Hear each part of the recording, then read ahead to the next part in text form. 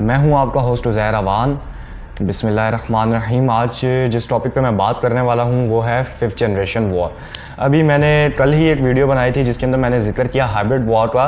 फिर उसके बाद मुझे ये ज़रूरत महसूस हुई कि मैं 5th जनरेशन वॉर के ऊपर भी वीडियो बनाऊं, क्योंकि ये मसला बहुत इंपॉर्टेंट है और ये दोनों ऐसी जंगें हैं जिसके अंदर पाकिस्तान अभी मौजूद है और जिसको पाकिस्तान फेस कर रहा है।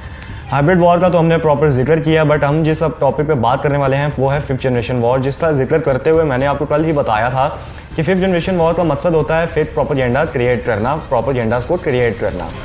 अब उसके साथ साथ मैं आपको जिक्र करता चलूँ 5th जनरेशन वॉर है क्या, इसको मैं थोड़ा डीपली एक्सप्लेन करना चाहूँगा आपको। देखें, पहले दौरों में क्या होता था, जंगें होती थी, हथियार उठाए जाते थे, बॉम्ब्स किया जाते थे, बॉम्बिंग्स कर दी जाती थी, तबाही मचा दी जाती थी। ये थी पिछले दौर की जंगें, जिसको आपने वर्ल्ड वॉर 2 में भी देखा, वर्ल्ड वॉर 1 में भी देखा, पाकिस्तान इंडिया की जंगों में भी देखा, और ये जब उस टाइम ये चीज़ें फेस टू फेस नज़र आई। अब ये चीज़ें बहुत कम हो गई। क्यों?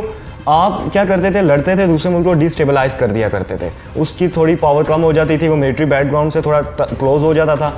अब दौर ऐसा आया कि आप क्या करते थे, अब आपने क्या करना शुरू किया, 5th generation war. 5th generation war के अंदर आप क्या करते हैं, मिस इन्फॉर्मेशन फैलाते हैं एक मुल्क दूसरे मुल्क के ख़िलाफ़ और उसके इन्फॉर्मेशन के ऊपर साइबर अटैक्स करता है।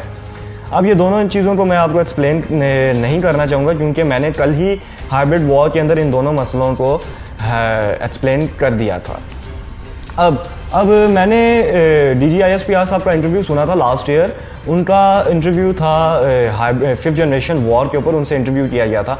तो उन्होंने कहा पाकिस्तान 5th जनरेशन वॉर के ऊपर पाकिस्तान को सब्जेक्ट बनाया जा रहा है उसको हमला करने के लिए, मतलब उसके ऊपर हमले किए जा रहे हैं 5th जनरेशन वॉर के ज़रिए।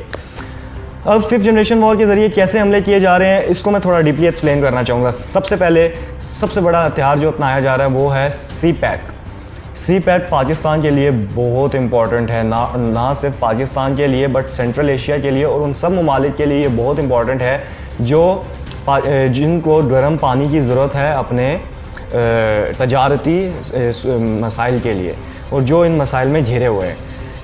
लेकिन इंडिया के लिए जो उनकी इंपोर्ट एक्सपोर्ट है वो उनके अपने पोर्ट्स इसमें एक्टिव हैं, लेकिन वो चाहते ही नहीं है कि पाकिस्तान का CPAC वाली साइड या गवादर एयर जो सी पोर्ट है वो इस चीज़ में एक्टिव हो। तो वो क्या करते हैं, वो मिस इन्फॉर्मेशन फैलाते हैं कि पाकिस्तान तो डेट ट्रैप में आ जाएगा, डेट ट्रैप में आ जाएगा, कर्ज़ों के नीचे दब जाएगा, पाकिस्तान के तो हालात ख़राब होने वाले हैं, चाइना के कॉलोनी बनने वाला है पाकिस्तान, चाइना का प्रोविंस बन जाएगा पाकिस्तान के ऊपर चाइना कब्ज़ा कर रहा है, इस तरह से उनको अपना मकरूज़ बना लेगा, उनको हिला के रख देगा। हालांकि देखा जाए तो सबसे बड़े मकरूज़ दुनिया के हर ममालिक IMF के हैं, बट स्टिल वो चाइना के और पाकिस्तान के ख़िलाफ़ जो फेक प्रोपेगेंडा क्रिएट करते हैं वो तो हमें पता ही है। फिर दूसरा जो सबसे बड़ा प्रोपेगेंडा क्रिएट किया जाता है वो है पाकिस्तान की इमेज के ऊपर। पाकिस्तान के ऊपर सालमियत के ऊपर सवाल उठाया जाता है कि पाकिस्तान तो ऐसा है, पाकिस्तान में दहशतगर्दी है, लोगों को डराया जाता है पाकिस्तान ना आने से, पाकिस्तान तबाह हुआ है, उधर रोज़ बम्बारमेंट होती है, बॉम्ब्स तबाह होते हैं, तबाही है, हर तरफ बॉम्ब ब्लास्ट होते हैं हर जगह। तो ये इस तरह की मिस इन्फॉर्मेशन फैलाई जाती है। फिर रिलीजियस मसले हैं, लोग एक दूसरे को उस मसलों पे मार रहे हैं, ये सारी मिस इन्फॉर्मेशन पाकिस्तान के अगेंस्ट फैलाई जाती है इंडिया की तरफ से। ये एक 5th जनरेशन वॉर का हिस्सा है। अब हम दूसरी तरफ आते हैं, वो है कि अच्छा, फिर इनके साथ साथ इंडिया अपनी हर लिहाज से अपने ना पावर यूज़ करता है पाकिस्तान के ख़िलाफ़। हर लिहाज से वो जितनी पावर यूज़ कर सकता है वो करता है कि पाकिस्तान के ख़िलाफ़ मिस इन्फॉर्मेशन फैलाई जाए, पाकिस्तान के ख़िलाफ़ मुल्कों को किया जाए, उनको लगे कि पाकिस्तान दहशतगर्दी करता है, पाकिस्तान इन चीज़ों में इन्वॉल्व है। इसी तरह हमें और मुल्क भी नज़र आए थे पाकिस्तान के ख़िलाफ़ ये सब करते, जिसमें डोनाल्ड ट्रंप ने भी पाकिस्तान के खिलाफ ये बातें की। कि उसके दिमाग में ये बातें कैसे आई थी, इन्हीं चीज़ों से आई थी। उसने कहा पाकिस्तान ने हमारे लिए क्या किया 20 साल में, हमने उनको एड दी, हमने उनको $1 बिलियन दिए, पाकिस्तान ने हमारे लिए कुछ नहीं किया, जबकि उसको ये चीज़ बताई नहीं गई कि पाकिस्तान ने दहशतगर्दी में कितना अपने आप को तबाह कर दिया था। खैर, उसके साथ साथ पाकिस्तान के ख़िलाफ़ एक और लॉबी जो इख्तियार की जाती है, उससे हमें जो चीज़ नज़र आती है वो ये है कि FATF का मसला बहुत बड़ा है, क्योंकि उससे आपको फाइनेंशियली तौर पे बहुत एक ग्रे लिस्ट में रख दिया जाता है या ब्लैक लिस्ट कर दिया जाता है, जिसके ऊपर आपसे तजारती तौर पे सैंक्शंस लगा ली जाती हैं। उसके साथ साथ पाकिस्तान के ऊपर भी यही किया गया, मिस इन्फॉर्मेशन फैलाई गई, फिर पाकिस्तान को ग्रे लिस्ट में रखा गया। ये हमारा सारा इंडिया के प्रोपेगेंडे की वजह से हुआ। जबकि हमारी मीडिया इन चीज़ों में एक्टिव नहीं नज़र आती। मैं आपको इस चीज़ को एंड में एक्सप्लेन करूँगा, अभी मैं इस पर नहीं आना चाहता। फिर मैं आपको एक रिपोर्ट के ऊपर बात करना चाहता हूँ, रिपोर्ट का जिक्र करना चाहता हूँ, वो है ब्रसल्स की रिपोर्ट। ब्रसल्स की रिपोर्ट है, ब्रसल्स का एक ग्रुप है जिसका नाम है डिसइंफो लैब। डिसइंफो लैब क्या करता है, वो बताता है कि किस तरह से कौन कौन से ममालिक कौन कौन सी फेक प्रोपेगेंडास क्रिएट करते हैं। ना सिर्फ ममालिक बल्कि जो इदारे हैं वो, उसके अंदर उन्होंने इंडिया के फेक प्रोपेगेंडा का जिक्र किया। इंडिया का फेक प्रोपेगेंडा का जिक्र करते हुए उन्होंने बताया कि पाकिस्तान के ख़िलाफ़ इंडिया एंटी पाकिस्तान किस तरह से वो कैंपेन्स रन कर रहे हैं, वो किस तरह से इंटरनेशनल फॉर्म्स पे आके इस तरह से सोर्सेज प्रोवाइड करते हैं कि ऐसा लगे कि पाकिस्तान ही ये सब कर रहा है, जबकि ऐसा नहीं है। इंडिया ये सब गेम्स खेल रहा है, ब्लेम गेम्स और 5th जनरेशन वॉर को प्ले कर रहा है। ये डिसइंफो लैब में प्रोवाइड किया गया ब्रसल्स बेस्ड एक नेटवर्क या ऑर्गेनाइजेशन है, जिसका मैं आपको मैंने दिखाया भी अभी उनका सारा। तो उसके साथ साथ अब मैं आपको बताना चाहता हूँ, डिसइंफो लैब को थोड़ा इलेबोरेट करना चाहता हूँ उनकी रिपोर्ट को। इंडिया किस तरह से मिस इन्फॉर्मेशन फैलाता है। सबसे पहली चीज़, इंडिया जिस तरह से मिस इन्फॉर्मेशन फैलाता है वो है इंडियन मीडिया। मैं कहता हूँ कि मुझे दुनिया में और कोई मीडिया इतनी एक्टिव नज़र नहीं आती मिस इन्फॉर्मेशन फैलाने में, जितनी मुझे इंडियन मीडिया नज़र आती है 5th जनरेशन वॉर को खेलने में। इंडियन मीडिया बहुत एक्टिव है। जैसा कि आपने देखा होगा, एक तिनके के बराबर भी कोई मसला अगर नज़र आता है पाकिस्तान का, तो वो एग्जैजरेट करके उसको बयान करते हैं। वो पाकिस्तान की आर्मी के अगेंस्ट हमें वीडियोस बनाते नज़र आते हैं न्यूज़ चैनल्स पे। वो पाकिस्तान के वज़ीर आज़म इमरान खान के अगेंस्ट नज़र आते हैं, पाकिस्तान के हालात के ऊपर उनको एग्जैजरेट करके बयान करते हुए नज़र आते हैं। ये उनकी मीडिया फेक प्रोपेगेंडा क्रिएट करती है, जिससे वो अपने आवाम को ब्रेन वॉश करते हैं। और ना सिर्फ वो अपनी आवाम को इससे ब्रेन वॉश करते हैं, बल्कि वो इंटरनेशनल लेवल पर भी लोगों का ब्रेन वॉश करते हैं, जिससे लोगों को लगे पाकिस्तान को दहशतगर्दी के अंदर है। अब दूसरी उनकी चीज़ जो है वो 5th जनरेशन वॉर में जो उनकी है वो है गवर्नमेंट। गवर्नमेंट क्या करती है, उन्होंने क्या किया जी, उन्होंने ये किया जी, पाकिस्तान से तो हमने हाथ में लाया, पाकिस्तान से तो हम ताल्लुकात अच्छे करने चाहते थे, बट पाकिस्तान चाहता ही नहीं है, पाकिस्तान हमारे अगेंस्ट है, पाकिस्तान ये कर रहा है, ब्ला ब्ला ब्ला। इस तरह की फेक इन्फॉर्मेशन उनकी तरफ से फैलाई जाती है। अब तीसरी चीज़ जो है वो है फेक अटैक्स। फेक अटैक्स किस तरह से बनाए जाते हैं, मैं उस पर बात करना चाहूँगा।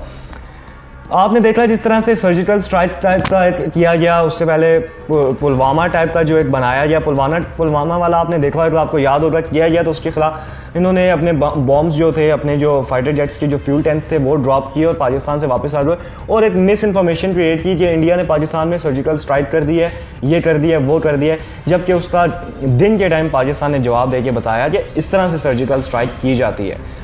बहरहाल इस तरह के फेक अटैक्स किए जाते हैं। अभी आपने हालिया देखा ड्रोन अटैक इंडिया में हुए, दो जम्मू के अंदर उनकी एयर डिफेंस सिस्टम सो रहे थे, उनकी आर्मी सो रही थी, उनकी एयरफोर्स सो रही थी।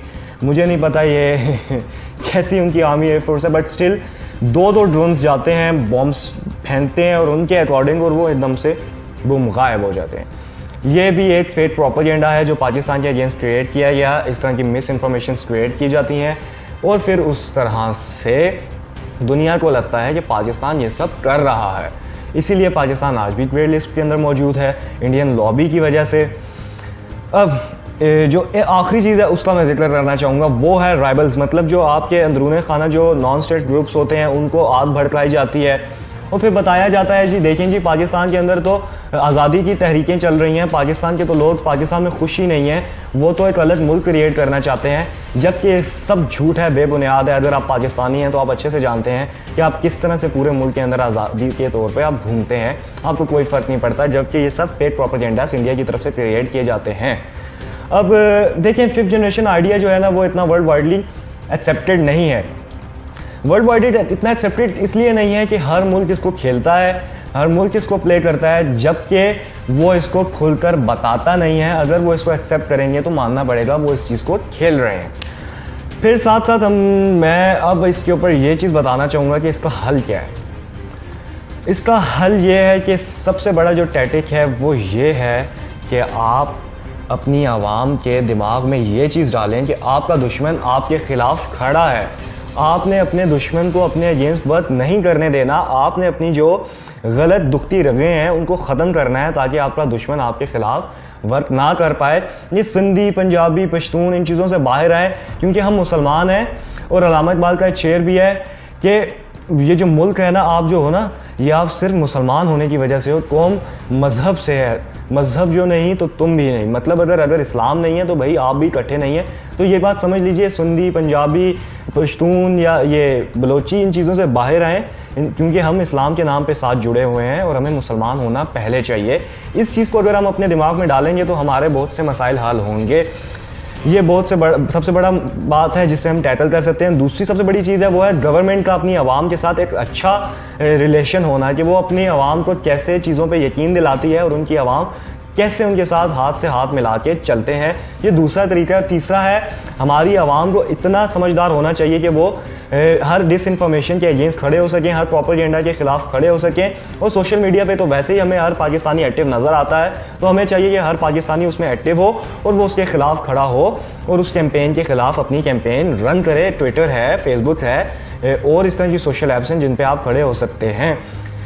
फिर उसके बाद सबसे बड़ा हाथ, सबसे बड़ी चीज़ वो ये है, हमारी मीडिया जिस तरह इंडिया की मीडिया एक्टिव नज़र आती है डिसइंफॉर्मेशन क्रिएट करने में, हमारी मीडिया उस 5th जनरेशन वॉर के अगेंस्ट जवाब देने में नज़र नहीं आती, उस 5th जनरेशन वॉर को खेलने में नज़र नहीं आती, बल्कि वो पॉलिटिक्स में फंसे हुए हैं। बस सियासत से सियासत तक ही उनका सफ़र है। कोई फेक प्रोपेगेंडा क्रिएट करते नज़र नहीं आते। कोई अच्छी चीज़ इंडिया की पकड़ के, अभी इंडिया में यूरेनियम पकड़ा गया, अगर हमारी मीडिया चाहती तो उसको एग्जैजरेट करके उसको दुनिया के सामने ला के दिखा सकती थी, ये देखिए इंडिया में ये चीज़ें हुई, आप इसके ऊपर बात करते नज़र नहीं आते।